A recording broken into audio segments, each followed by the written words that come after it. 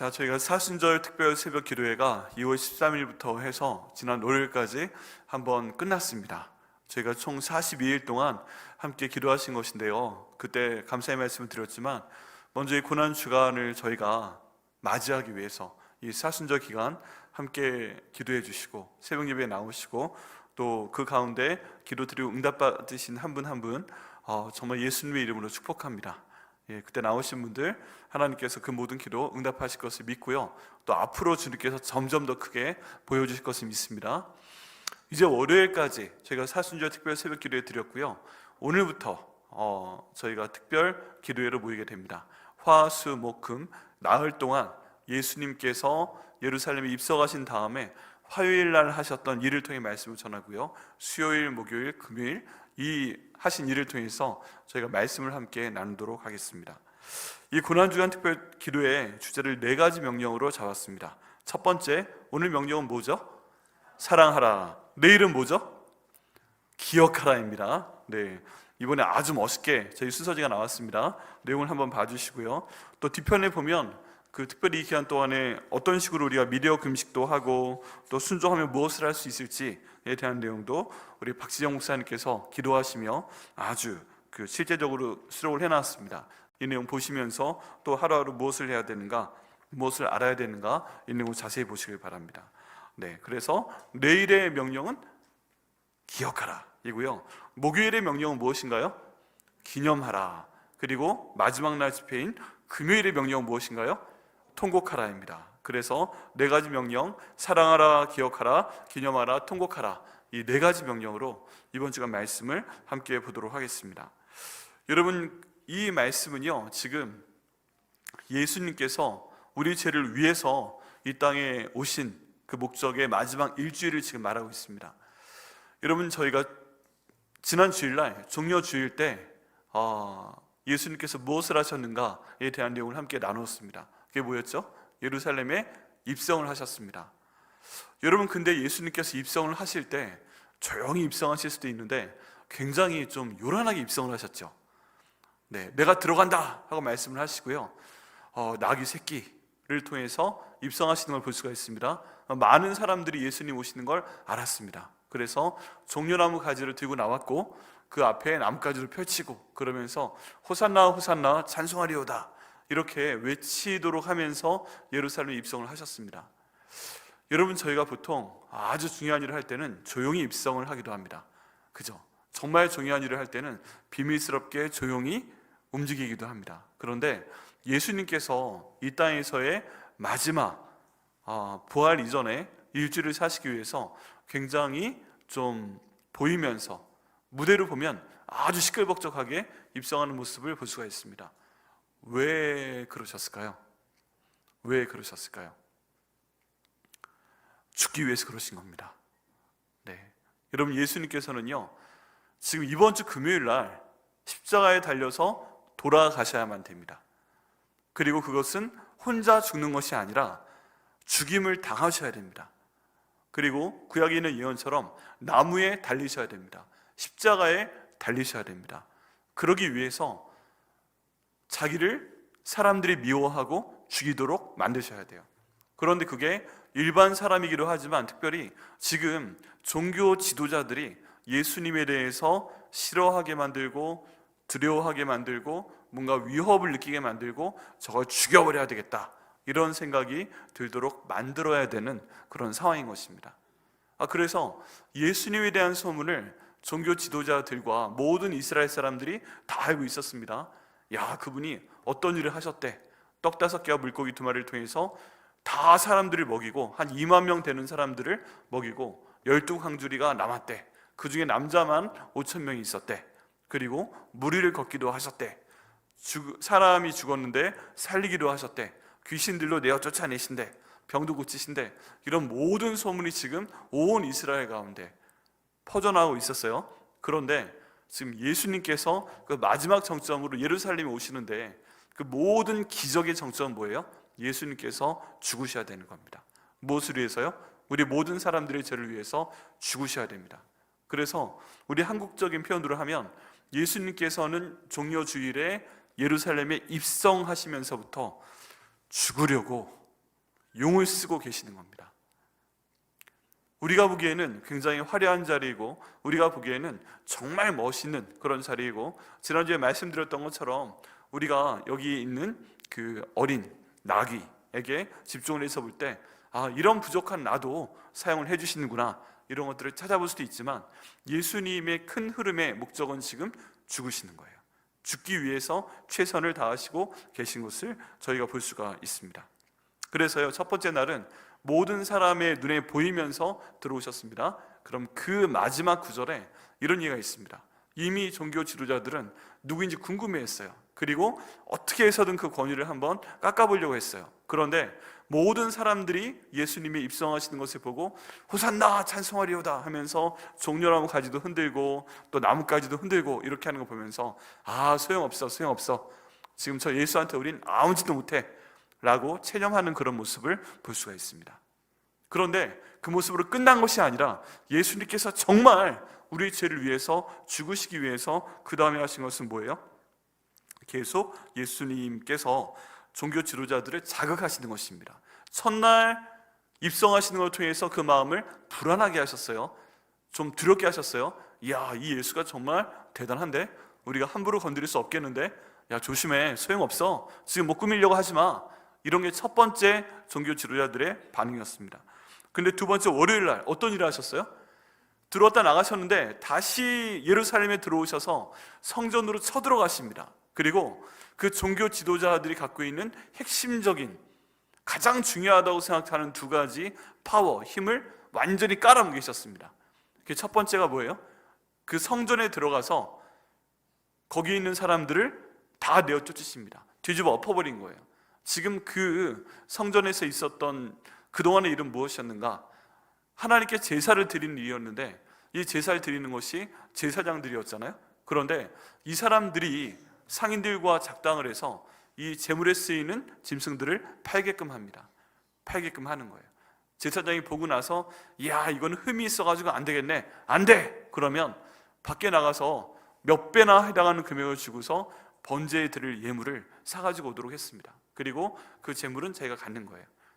그런데 예수님께서 거기에 들어가셔서 내 집은 만민이 기도하는 집이다 라고 선포하시면서 거기 있는 상을 내어 엎으시고, 비둘기는 날려보내고 동전그릇 또 엎어버리시고, 상인들은 내어 쫓으시고, 노끈을 만들어서 그 사람들 후려치시고, 상은 뒤엎어버리시고, 이렇게 만들어 버린 거예요. 이것 때문에 이 종교 지도자들이 굉장히 화가 났습니다. 왜 그래요? 첫 번째는 무슨 권세로 이런 일을 하는 거지? 지금 하나님 다음에 우리인데, 우리가 갖고 있는 권위가 있는데 저 예수가 좀 봐주려고 그랬는데 성전으로 쳐들어와서 우리의 권위를 완전히 짓밟아 버렸다. 여러분, 자기의 권위가 짓밟히는 거는요, 굉장한 도전입니다. 이건 내가 목숨 걸고 지키려고 하는 거예요. 모두 저기 이 자리에 계신 분들은 어떤 권위를 갖고 계십니다. 일단 아버지의 권위 갖고 계시고요, 어머니의 권위 갖고 계시고요, 그리고 내가 자녀로서 갖고 있는 권위, 그런 것도 있을 수 있어요. 그리고 직장에서의 권위가 있습니다. 내가 윗사람이면 내가 하라는 건 해야지, 뭐 그런 거 있잖아요. 그리고 그걸 제대로 할 때는 상을 주고 싶고, 잘못할 때는 벌을 주고 싶고, 뭐 심하면 자르고 싶고, 이런 감정들을 다 갖고 계실 겁니다. 그런데 이 성전에 들어와서 이 종교 지도자들, 대제사장, 바리새인, 서기관, 이런 사람들이 갖고 있는 권위를 완전히 무시해버리고 거기를 뒤집어 엎어버린 거예요. 여러분, 이거는요, 엄청난 분노를 가져왔습니다. 첫 번째, 권위를 완전히 무시해버렸습니다. 두 번째는요, 돈을 바닥에 던져버렸습니다. 여러분, 지금 제사장들이 큰 타격을 입었어요. 지금 이게 다 돈이에요. 예배이기도 한데, 권위를 상징하는 것이기도 한데, 지금 이게 돈을 벌기 위한 수단이에요. 그런데 이게 잘못된 거다 하고 확 뒤엎어버려서 사업수단 자체를 완전히 망가뜨려 버렸습니다. 이걸 보고 나서 소문이 쫙 돌았을 거 아니에요? 모든 이스라엘에. 안 그래도 다 알고 있어요. 왜 모르겠어요. 마음이 근데 부담스러운 거예요. 일반 사람들이 와서 어이 제사장, 지금 이거 이렇게 파는 거 다 돈 벌려고 하는 거 아니야? 라고 마음속으로 생각은 하는데 직접 말할 수 있을까요? 못합니다. 잘못하면 죽거든요. 그냥 마을 그 가족 전체가 이 일로 인해서 완전히 그냥 없어져 버릴 수가 있는 그런 상황인 거예요. 알고는 있어도 분해도 하는 것입니다. 그러면서 돈을 바치는 거 알고 있으면서도 바치는 것이죠.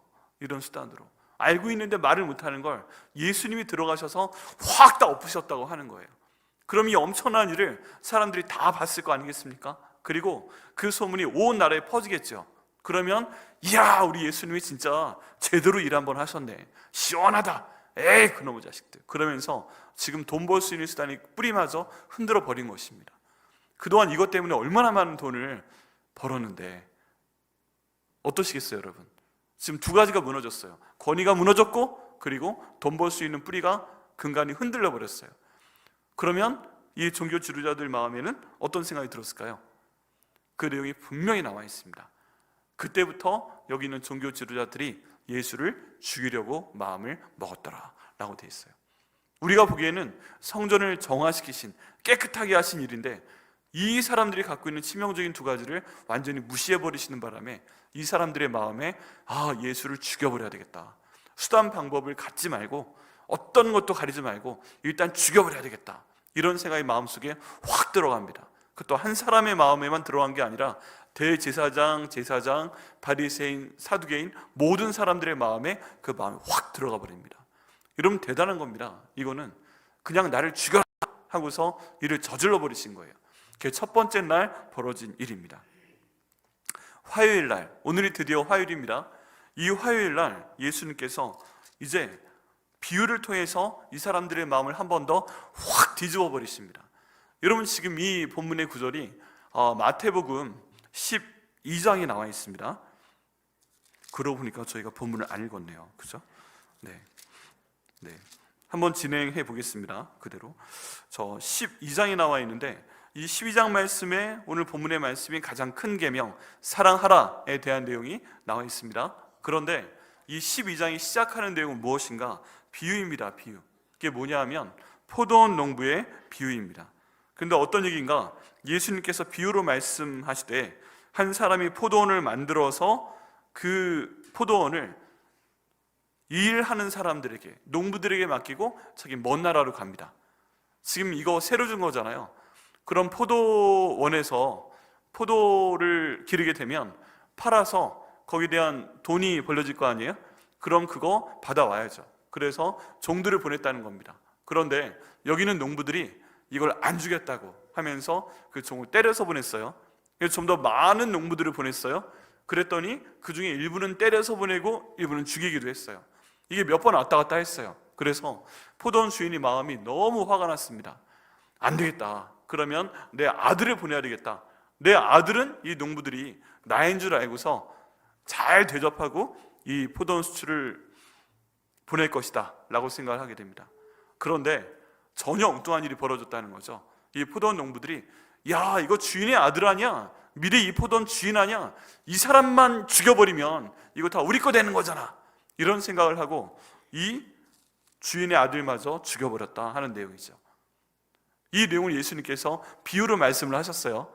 그런데 이게 직접적인 대화는 아닐지라도 이렇게 약간 돌려 말을 해도 지금 무슨 말을 하는 것인지 다 알아듣는 거죠.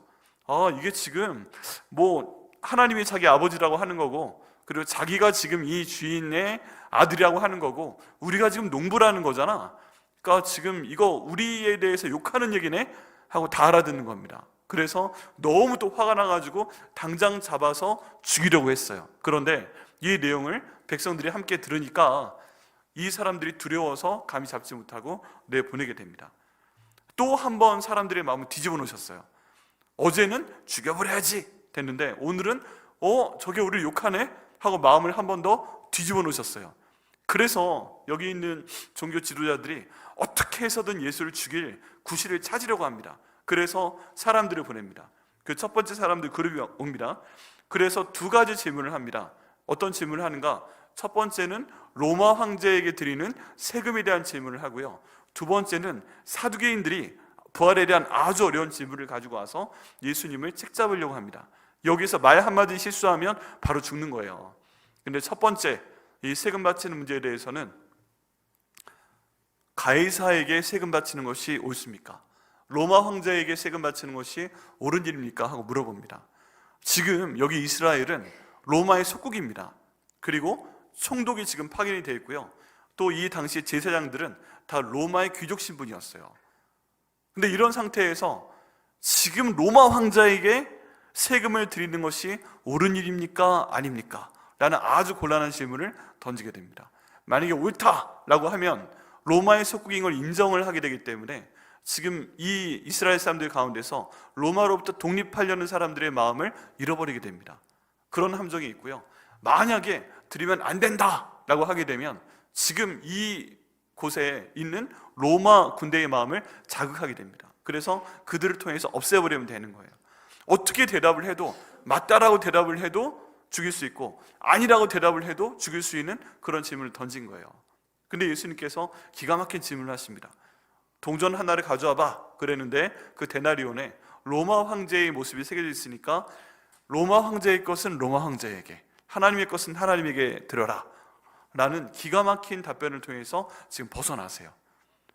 이것도 아니고 이것도 아니고 가운데로 지나가십니다. 마치 홍해가 갈라진 것 같은 그런 답변을 하시는 거예요. 또 두 번째, 사두개인들이 와서 부활이 없다라고 얘기하는 사람들인데 아주 어려운 질문을 냅니다. 지금 한 사람의 여자가 있는데 그 7 형제가 있는 집안에서 첫째와 결혼을 했어요. 근데 애가 없이 죽었어요. 그럼 유대 율법에 따르면 동생이 그 형수와 부부가 되게끔 돼 있습니다. 그래서 애를 낳아서 그 형의 이름을 잇게 돼 있어요. 그런데 지금 그 다음 문제가 좀 황당한 내용인데, 첫 번째가 결혼해서 애가 없이 죽었어요. 두 번째 아우가 결혼해서 또 죽었어요. 애가 없이. 세 번째도 그래요. 그러다가 7가지 다 죽었어요. 그러면 지금 이 한 명의 여자를 7명의 형제가 다 결혼했다는 얘기잖아요. 부활이 있다면 부활했을 때 누구의 아내가 되겠습니까? 하는 질문입니다. 이것도 굉장히 곤란한 질문이죠. 그런데 또 예수님께서 가운데로 싹 빠져나갔습니다. 너희가 제대로 하나님 말씀을 모르는 것이구나. 하나님은 죽은 자의 하나님이 아니라 산 자의 하나님이시다 하는 것으로 벗어나 버립니다. 근데 이 내용을 한 명의 서기관이 가만히 듣고 있습니다. 이 서기관이 가만히 듣고 있다가 이야, 참 기가 막히게 답변을 하시는구나 하고 생각을 하고 질문을 합니다.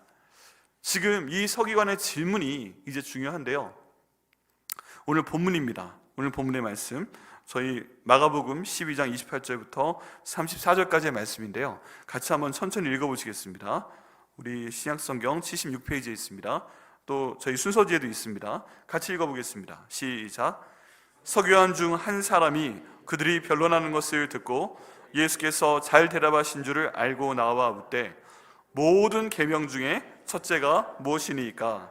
예수께서 대답하시되 첫째는 이것이니 이스라엘아 들으라.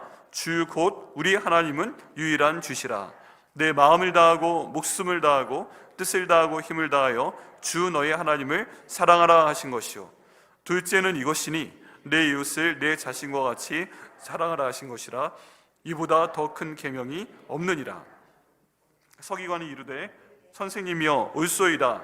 하나님은 한 분이시오 그 외에 다른 이가 없다 하신 말씀이 참이니이다. 또 마음을 다하고 지혜를 다하고 힘을 다하여 하나님을 사랑하는 것과 또 이웃을 자기 자신과 같이 사랑하는 것이 전체로 드리는 모든 번제물과 기타 제물보다 나으니이다. 예수께서 내가 하나님 나라에서 멀지 않도다 하시니 그 후에 감히 묻는 자가 없더라 라고 말씀을 하고 있죠. 예수님께서 지금 이 마지막 주간에 들어오셔서 하나님의 뜻을 이루시기 위해서 하나하나 하시는 일이 있습니다. 종교 지도자들의 마음을 확 자극해서 본인을 죽이도록 만드는 것이고요. 또 하나는 저에게 말씀을 주시는 것입니다. 지금 하나님께서는, 성령 하나님께서는 이 서기관의 질문을 통해서 저희가 무엇을 해야 되는가, 어떻게 해야 되는가 하는 것을 말씀을 하고 계십니다. 이 서기관의 질문은요 아주 순수해 보입니다. 왜냐하면 서기관은 하나님 말씀을, 율법을 가장 잘 알고 가르치는 사람이었어요. 그래서 누구보다도 구약 성경을 아주 잘 알고 있는 사람이었습니다. 특별히 율법에 대한 내용을 잘 알고 있는 사람이었어요. 여러분, 유대인이 갖고 있던 율법은 구약 성경으로부터 나온 것도 있습니다. 그런데 전통 가운데 나온 것도 있어요. 왜 그러냐 하면은 이 이스라엘 사람들이 너무 큰 충격을 받았어요. 그게 뭐냐 하면 하나님께서 주신 다윗의 언약이 있잖아요. 너의 왕조가 무궁할 것이다. 나는 영원히 너의 하나님이 될 것이다 라고 말씀을 하셨는데 지금 이스라엘 나라가 한번 완전히 멸망을 했잖아요. 큰일 났잖아요. 이게 어떻게 된 일입니까?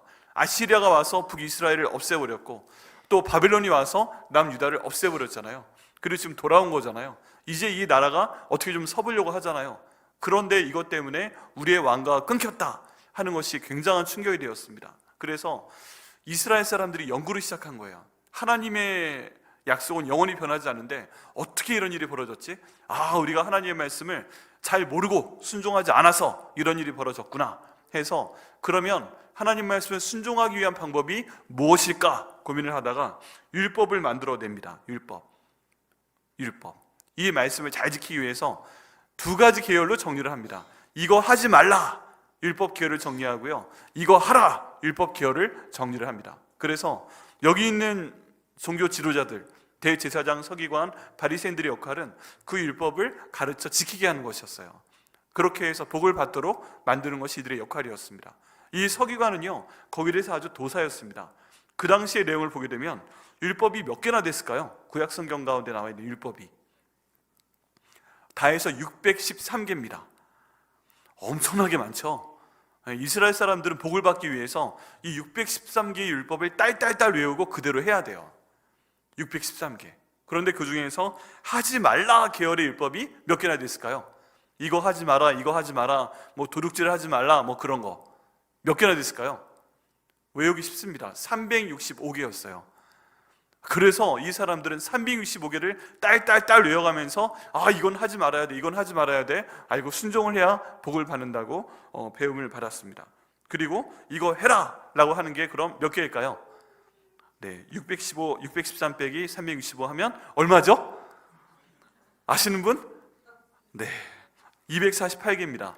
248개는 하라는 명령이에요. 이것도 외워서 이건 또 해야 돼요. 그러면 대단한 거죠. 이 서기관은 지금 이 613개가 딱 머릿속에 들어와 있는 상태에서 자기도 그동안 헷갈려 왔던 거예요.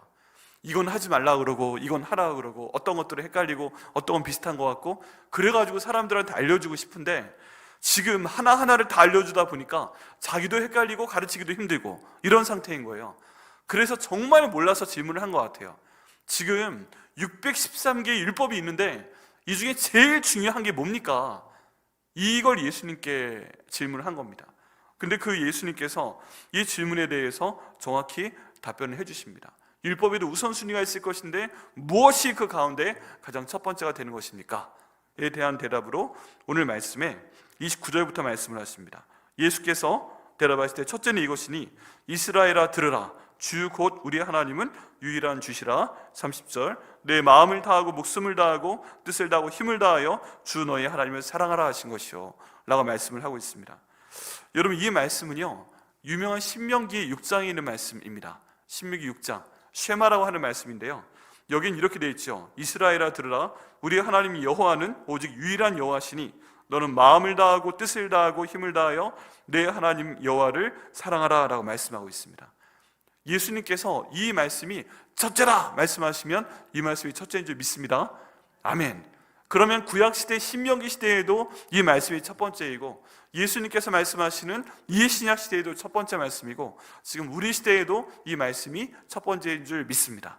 그럼 저희도 이 말씀을 알고 순종을 해야죠. 조금 더 이 말씀에 대해 살펴보겠습니다. 지금 처음 말한 전제는 뭐예요? 주 우리 하나님은 주님 한 분이시다라고 말씀하고 있는 거예요. 이 구절은요 마치 한국 사람이 쓴 것 같아요. 원문의 어순을 보게 되면 딱 이런 것입니다. 주 우리 하나님은 주님 한 분이시다, 주님 한 분이시다 라고 그대로 강조가 됩니다. 두 번 강조가 되죠. 주님이란 게 두 번 강조가 됩니다. 주 우리 하나님은 주님 한 분이시다 라고 말씀하고 있습니다. 이게 지금 이 첫 번째 말씀의 전제인 거예요. 여러분, 주님이 정말 한 분이 맞습니까? 우리 인생 가운데 내가 섬길 수 있는 내 주님이 몇 분이에요? 우리 삶 가운데 우리한테는 굉장히 중요한 위에 분이 많이 계십니다. 아버지 어머니도 계시고 스승님도 계시고, 그리고 우리의 직장 상사도 있고 여러분들이 계십니다. 그런데 우리가 정말 우리의 마음을 다하고 목숨을 다하고 뜻을 다하고 힘을 다해서 따라야 하는 주님은 몇 분이세요? 오늘 말씀에 따르면, 또 신명기 6장 말씀에 따르면 딱 한 분이신 겁니다. 이건 절대적인 거예요. 오직 한 분이 우리의 주님이시고 다른 모든 것들은 주님이 아니에요. 그러면 우리가 여기에 대해서 알고 있는 건 알고 있는 겁니다. 주님은 누구세요? 오직 하나님 한 분이세요. 그리고 예수님을 부활 다음에 주인으로 삼으셨어요. 예수님의 영이신 성령이 우리 마음에 계세요. 그분이 우리의 주님이세요. 그래서 따라가야 돼요. 그런데 아는 건 아는 건데 뭔가 실행을 해야 될 때는 어떻게 될까요? 내가 하고 싶어하는 것과 하나님이 원하시는 것이 만약에 다른 방향으로 가는 것이다.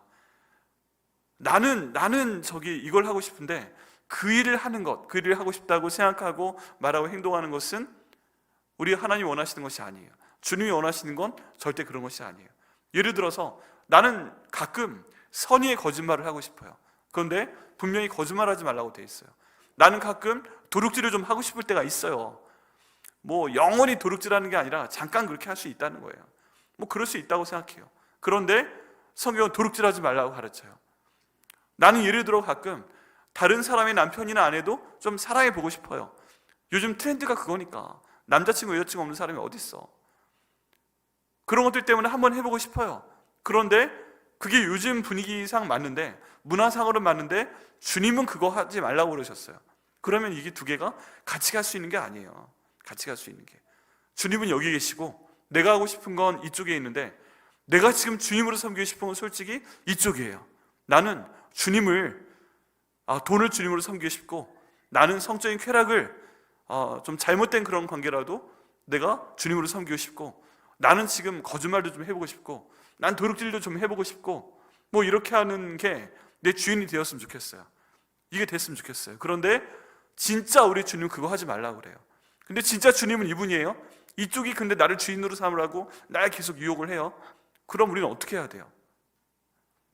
이때 만약에 이 주님을 따라가지 않고 이쪽의 주님을 따라가게 되면 이걸 바로 성경에선 우상이라고 하는 겁니다. 내 주님을 찾으러 가려면 일로 가야 되는데 엉뚱한 거 주님을 찾으려고 이쪽으로 가게 돼요. 그럼 이걸 바로 우상 숭배라고 하는 겁니다. 이걸 마음먹는 사람이 누구예요? 내가 먹는 겁니다.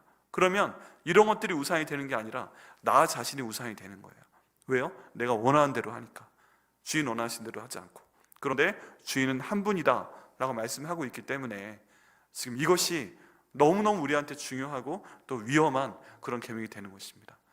너무나도 괴로운 계명이 되는 것이에요.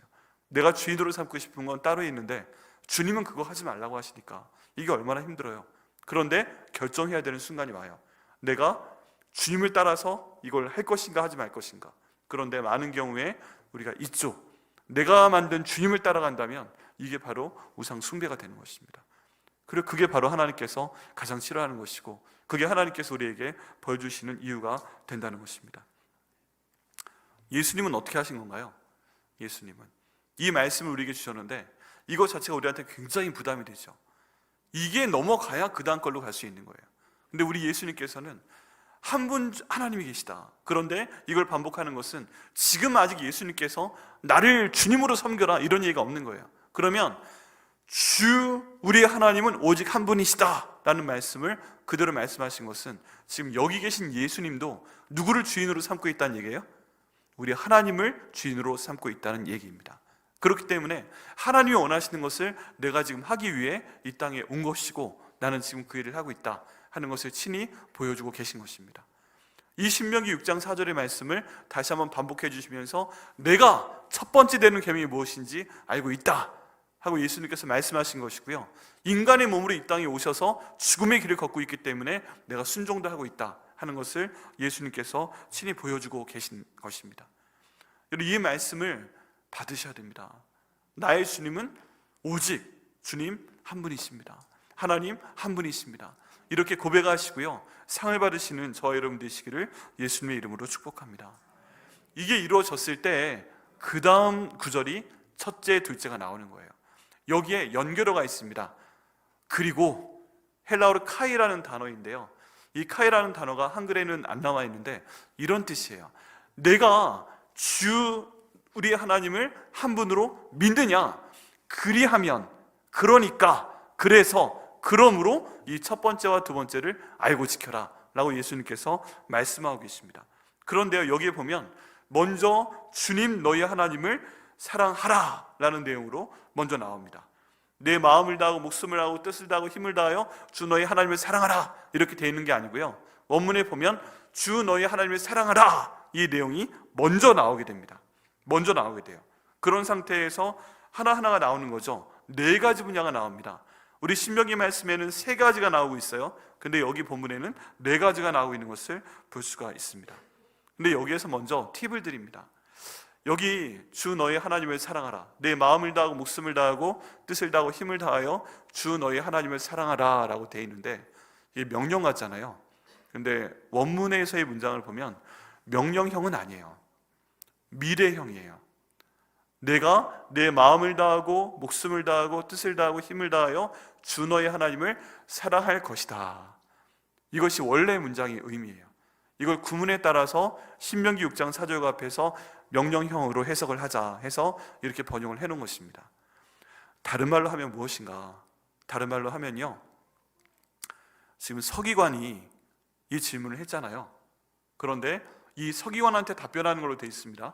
실제로 지금 예수님께서 너라고 말씀하실 때 그 복수를 말하는 게 아니라 단수로 되어 있어요. 그러니까 이 서기관의 질문에 대해서 무엇이 첫째 되는 계명입니까? 라고 하는 질문에 서기관한테 답변하는 형태로 말씀을 하시는 겁니다. 그러면 이 서기관한테 지금 말씀하신 것은 내가 주 너희 하나님을 사랑할 것이다. 내 마음을 다하고 목숨을 다하고 뜻을 다하고 힘을 다하여 라고 말씀을 하고 계시는 거예요. 그러면 지금 이 서기관이 이렇게 하나님을 사랑하고 있다고 말씀하시는 거예요? 아니라고 말씀하시는 거예요. 이 서기관이 아니라고 말씀하시는 거예요. 지금 이 서기관은 율법에 대해서 가장 잘 알고 있는 사람이라고 그랬어요. 다 알고 있기 때문에 우선순위가 헷갈려서 첫 번째가 뭡니까? 하는 질문을 물어본 거예요. 왜 그래요? 이분이 진짜 율법을 잘 아는 분이니까, 이 아주 무서운 시험을 통과해냈으니까, 야, 사두개인들이 부활 시험을 통과했네? 야, 저 가이사 세금 바치는 거에 대한 시험을 저렇게 지혜롭게 통과했네? 이분은 진짜 율법을 아는 분이구나. 그런 마음에서 이미 공인을 받은 서기관이, 그 자리에 있는 사람이 무엇이 첫째 되는 계명입니까? 하고 물어봤는데 예수님의 답변은 미래형으로 답변을 하시는 거예요. 내 마음을 다하고 목숨을 다하고 뜻을 다하고 힘을 다하여 내 주 너희 하나님을 사랑해야 될 것이다, 사랑할 것이다. 미래형으로. 다른 말로 하면 이 서기관은 그렇게 율법을 잘 알고 잘 가르치고 그래서 이 자리에 불려 나온 사람이기까지 한데, 이 사람은 지금 그렇게 주 하나님을 사랑하지 못하고 있다는 것을 예수님께서 말씀하고 계시다는 것입니다. 아멘이세요? 노멘이세요? 다른 말로 하면 이건 무서운 이야기입니다. 성경 말씀을 잘 알아도 하나님을 사랑할 수 없다는 걸 얘기합니다. 아직 아닌 거예요. 이 성경 말씀을 가르치는 서기관이라도 아직 그 마음으로 하나님을 완전히 사랑하지 못하고 있는 상태를 이야기하고 있습니다. 이 성경 말씀을 가르쳐서 지키라고 얘기를 하면서도 자기는 그 말씀을 지키지 못하고 있는 이 서기관의 상태를 말하고 있는 겁니다.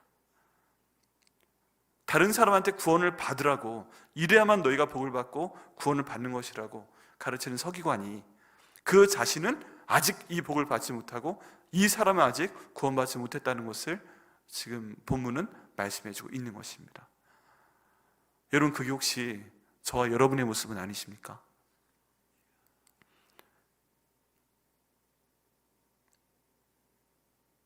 이게 정말 무서운 거예요. 이 해석에 따라서 명령이 아니라 원문대로 해석을 하면 미래형이라는 거죠.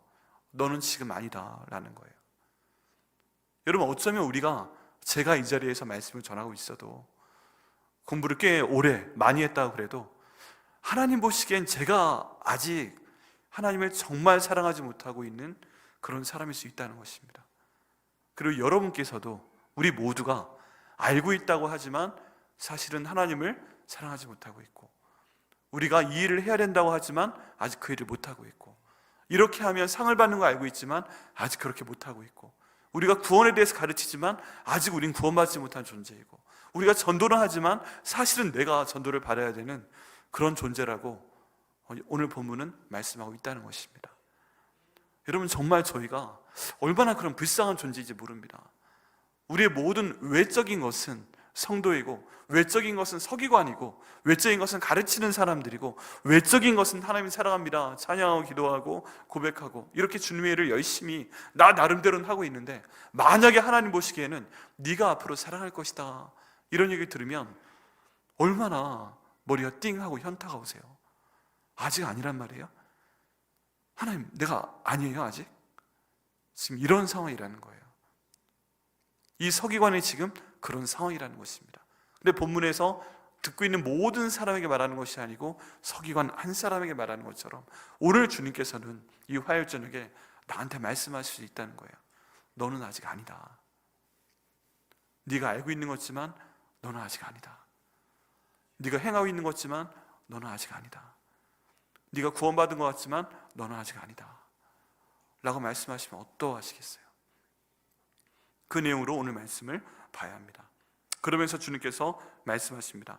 오늘 내 마음을 다하고 목숨을 다하고 뜻을 다하고 힘을 다하여, 이렇게 번역은 되어 있지만 우리 원문에 보게 되면 굉장히 세게 말씀을 합니다. 강조를 하게 됩니다. 여기에 일단 모든 너의 마음으로부터, 다하여 라고 이렇게 해석을 해놨는데, 모든 너의 마음으로.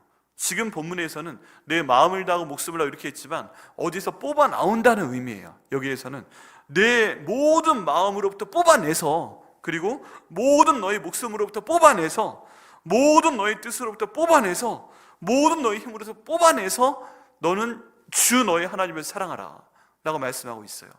사랑할 것이다 라고 말씀하고 있어요. 이 사랑한다는 뜻은 일반적인 사람이 아니라 그냥 내 모든 것을 희생하고서라도 하나님을 사랑하게 될 거야 라는 그런 표현입니다. 이때 이 마음, 너의 마음은 뭘까요?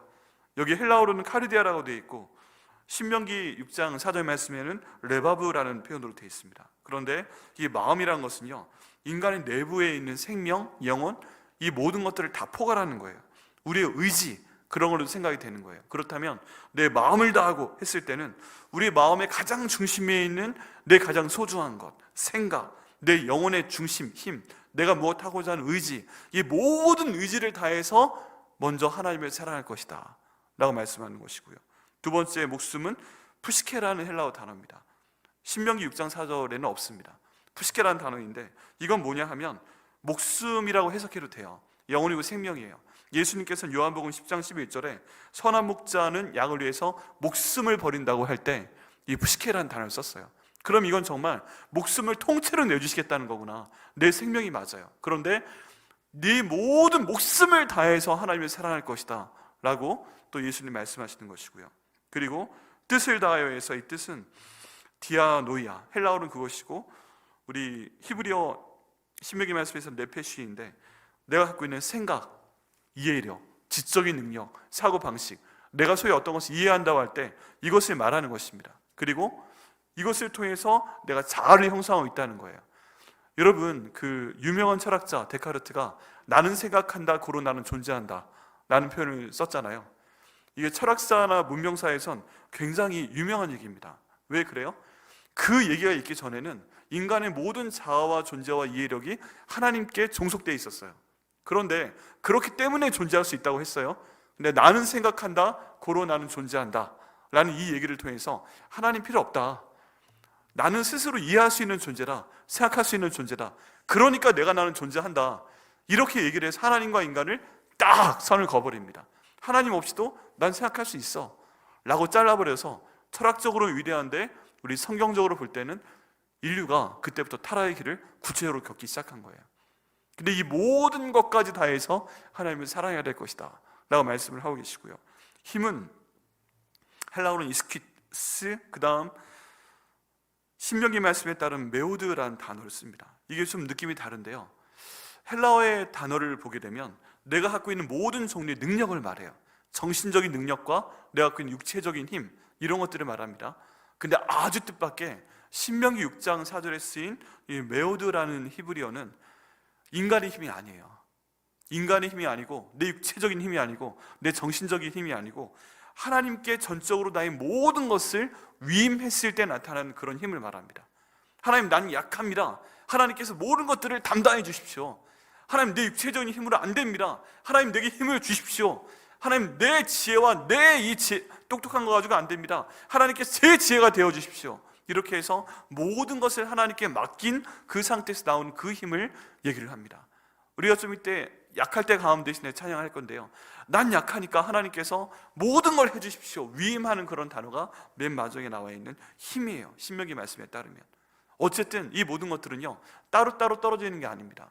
내 모든 마음을 다해서, 이 생명 영혼을 다해서, 그리고 목숨을 다해서, 그리고 힘을 다해서, 뜻을 다해서 주 너희 하나님을 사랑하게 될 것이다 라는 이 말씀을 통해서요, 모든 사람들은 결국 하나님을 사랑할 때 이 모든 것을 다해서 사랑해야 되는 것이다 라고 예수님께서 가르치고 계시다는 것입니다. 그리고 거기란 예가 지금 누구이신 거예요? 바로 예수 그리스도이신 것입니다.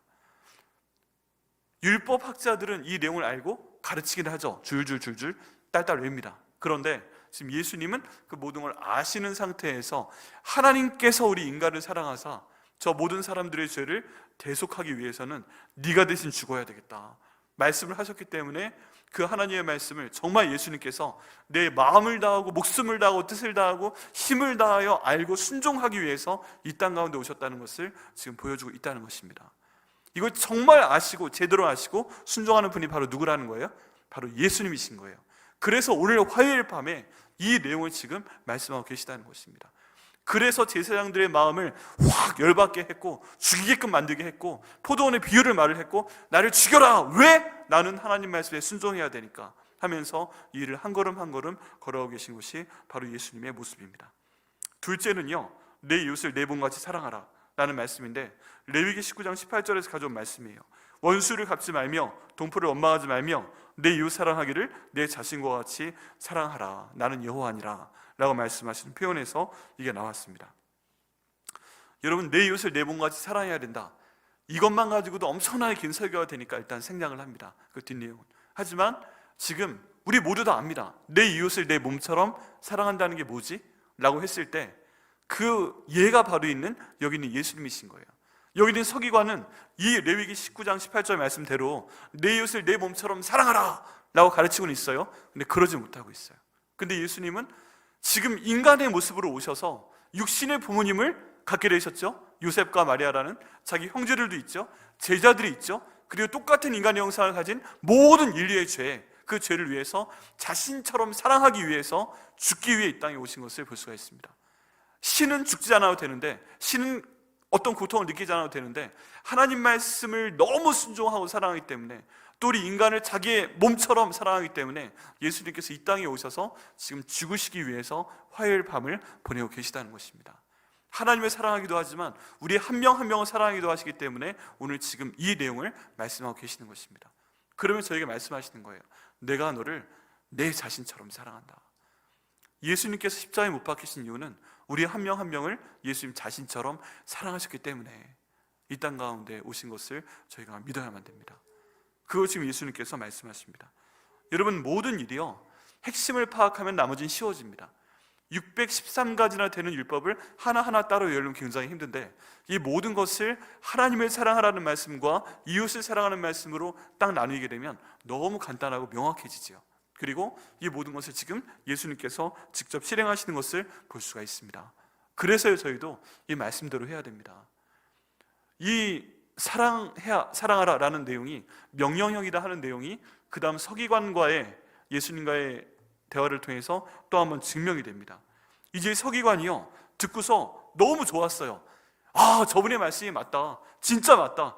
그래서 얘기합니다. 32절에 서기관이 이르되 선생님이 옳소이다, 하나님은 한 분이시오 그 외에 다른 이가 없다 하신 말씀이 참이니이다. 받아들입니다. 그리고 또 마음을 다하고 지혜를 다하고 힘을 다하여 하나님을 사랑하는 것과 또 이웃을 자기 자신과 같이 사랑하는 것이 전체로 드리는 모든 번제물과 기타 제물보다 낫습니다 하고 답변을 합니다. 이 처음 두 개는요, 좋아요. 예수님 하신 말씀을 반복하는 거예요. 그리고 워낙 또 선생님이잖아요. 율법을 잘 아는 사람이니까 뒤에 붙인 내용이 있어요. 그게 뭐냐 하면 전체로 드리는 모든 번제나 기타 제물보다 낫습니다. 그게 진짜입니다. 맞습니다. 완전 동의합니다. 하나님 말씀을 아는 거예요. 이 내용은요, 사무엘상 15장 22절에서 나옵니다. 순종이 제사보다 낫고 라는 표현이 나옵니다. 맞습니다. 호세아 6장 6절에서 나옵니다. 나는 인애를 원하고 제사를 원하지 아니하며 번제보다 하나님을 아는 것을 원하노라 라는 말씀이 순간 번뜩 떠오른 것 같아요. 그래서 이 말의 조합을 보면 그 언어에서 가져온 겁니다. 역시 똑똑한 서기관이에요. 훌륭해요. 그런데 이 지혜로운 답변에 대한 예수님의 평가가 굉장히 놀랍습니다. 34절 말씀 같이 한번 읽어보겠습니다. 34절입니다. 같이 읽습니다. 시작. 예수께서 그가 지혜 있게 대답함을 보시고 이르시되 내가 하나님 나라에서 멀지 않도다 하시니 그 후에 감히 묻는 자가 없더라. 자, 여기에 대해서 예수님이 하신 말씀인데 칭찬하시는 것 같으세요? 이 말씀이? 어떠세요? 이게 칭찬이에요? 진짜 너 똑똑하다. 야, 너 거의 다 왔어. 거의 다 왔어. 야, 너 진짜 하나님 나라에 거의 다 왔어. 훌륭해. 지금 이렇게 말씀하시는 거예요? 아니에요. 하나님 나라에 멀지 않다라는 이 얘기가 이 사람이 지금 하나님 나라에 들어가 있다는 뜻이에요? 아직 도착 못했다는 뜻이에요? 도착 못한 거예요. 이거요, 어디 뭐 대전이나 저 다른 지방에서 오다가 우리 용인에 와야 되는데 휴게소에 들렸다가 한번 생각을 해보세요. 얼마나 더 가야 되지? 주변 사람한테 물어봅니다. 용인까지 얼마나 더 걸려요? 근데 답변이 이렇습니다. 이제 다 왔어요. 멀지 않았어요. 근데 거긴 용인이에요? 아니에요? 아니에요. 거긴 용인이 아니에요. 아직 도착이 안 됐어요. 예수님이 한 번 더 세게를 박으시는 거예요. 사랑하게 될 것이다 미래형으로 말씀하시고 하나님 나라에 멀지 않다, 넌 아직 도착 못했다 하고 선을 그어버리시는 모습을 볼 수가 있습니다. 여러분, 저희가 예수님의 말씀하신 전제, 주 우리 하나님이 오직 한 분 주님이십니다. 이거 저희가 마음으로 고백하고 입술로 시인하고 믿어야 됩니다. 첫째 되는 계명, 내 마음을 다하고 목숨을 다하고 뜻을 다하고 힘을 다하여 주 나의 하나님을 사랑해야 됩니다. 아멘입니다. 그 다음 내 이웃을 내 자신같이 사랑해야 됩니다. 아멘입니다. 그런데 이것을 묻고 아멘으로 대답했던 서기관한테 예수님께서 하신 말씀은 내가 하나님 나라에 멀지 않도다. 너는 아직 하나님 나라에 들어가지 못했다 라고 말씀하시는 거예요. 그리고서 이 서기관을 구원하시고자 했고 아마 이 서기관이 알아들었을 가능성이 커요. 내가 아직 하나님 나라에 있는 게 아니구나. 난 정말 서기관이 아니구나. 나는 아직 하나님 보시기에 바른 사람이 아니구나. 저분이 그걸 말씀하시는구나. 그러니까 미래형으로 말씀하셨겠지. 그러니까 멀지 않도다라고 말씀하셨겠지 하고 이 사람이 어떻게 됐을지는 주님께 맡겨야죠. 우리 나중에 천국 가면 만약에 우리를 천국 보내시면 찾아봐야 될 사람 중에 하나입니다. 예수님, 이 서기관 어디 있어요? 이 서기관. 전 물어볼 거예요. 만약에 제가 거기 가 있으면. 아마 그때 이 질문 때문에 구원 받았을 수도 있고 못 알아들었으면 아닐 수도 있고, 그 상황은 우리도 똑같다는 것입니다. 이 서기관 같은 우리라 할지라도, 이보다 못한 우리라고 할지라도 예수님께서 이렇게 말씀하시면 어떡해요? 여러분, 이건 다른 말로 하면 뭐예요? 아까 처음 말씀드렸던 대로 이 사람은 지금 그 말씀이 참이니이다 하는 것까지 알아볼 수 있는 사람이었는데 하나님 말씀이 참인 줄 알아도 이 사람은 아직 하나님 나라에 못 들어갔습니다. 이 하나님 말씀을 알고 가르치는 사람이라도 이 사람은 지금 하나님 나라에 들어가지 못했습니다. 다른 사람들한테 이거 믿고 복 받으라고 가르치는 사람도 아직 그 복을 받지 못했습니다. 이거 해서 너희 구원받아라 라고 가르치는 이 사람도 아직 하나님 나라에 들어가지 못했습니다. 그것이 나의 모습이면 어떻게 해야 되겠어요? 나는 이 서기관보다 낫지 않은 것 같은데 그럼 주님 어떻게 합니까? 그럼 어떻게 합니까? 오늘 예수님께서 저희에게 이 말씀을 하고 계십니다. 예수님께서 한 발 한 발 십자가로 달려가시면서 죽기 위해서 모든 힘을 써서 막 사람들 자극하고 본인이 십자가에 가면서 이런 한 번 한 번의 가르침을 통해서 저에게 말씀하십니다. 나의 주님 되신 하나님을 내 모든 마음을 다하여, 내 모든 목숨을 다하여, 내 모든 힘을 다하여, 내 모든 뜻을 다하여 정말 사랑해라. 내 이웃을 내 자신처럼 정말 사랑해야 하라. 그래서 이미 하나님 나라에 들어가 있으면 좋겠다 라고 말씀을 하고 계십니다. 여러분, 예수님께서는요 이것을 가르치시고 친히 그 길을 지금 가고 계십니다. 오늘 화요일 저녁에 십자가를 향해서 예수님은 하나님을 사랑하시기 때문에 또 우리 사랑하시기 때문에 달려가고 계신 가운데 있습니다. 그럼 저희도 해야 될 것은요, 이걸 우리가 알고 끝나는 것이 아니라 이걸 마음으로 알고 이해하고 우리의 목숨을 다해서 우리의 힘을 다해서 모든 것을 하나님께 기택하면서 우리도 알며 순종하며 나아가야 될 줄 믿습니다. 하나님이 저희가 오늘 성령 충만하게 하셔서 저희 마음을 다하고 목숨을 다하고 뜻을 다하고 힘을 다하여 하나님을 사랑하게 될 것이다 이거 말고요, 지금 사랑하게 하여 주옵소서. 지금 순종하게 하여 주옵소서. 내 이웃을 앞으로 사랑하겠습니다, 내 자신같이 앞으로 그렇게 할 것입니다 하는 것이 아니라 지금 그렇게 사랑할 수 있도록 인도하여 주옵소서. 지금 그 모습 보시면서 네가 드디어 네 이웃을 내 자신과 같이 사랑하는구나 하는 그 시제에, 예수님이 현지적 시제의 말씀을 들을 수 있도록 인도하여 주옵소서. 이 서기관한테는 미래형으로 하셨잖아요. 아직 가깝지 않은데, 멀지도 않은 것처럼, 마치 있는 것처럼 말씀하셨잖아요. 하나님, 그렇지만 이제 이 순간부터 저희는 변화되도록 하여 주옵소서. 사랑하라 말씀하여 주시고 저희가 믿고 순종하게 하여 주옵소서. 하나님 나라에 멀지 않도록 하는 말씀이 아니라 네가 하나님 나라 안에 있다, 사랑한다 말씀하시는 그 말씀을 들을 수 있는 저희 될 수 있도록 역사하여 주시옵소서. 오늘 이렇게 기도하시고요, 응답 받으시는 저와 여러분 되시기를 예수님의 이름으로 축원합니다.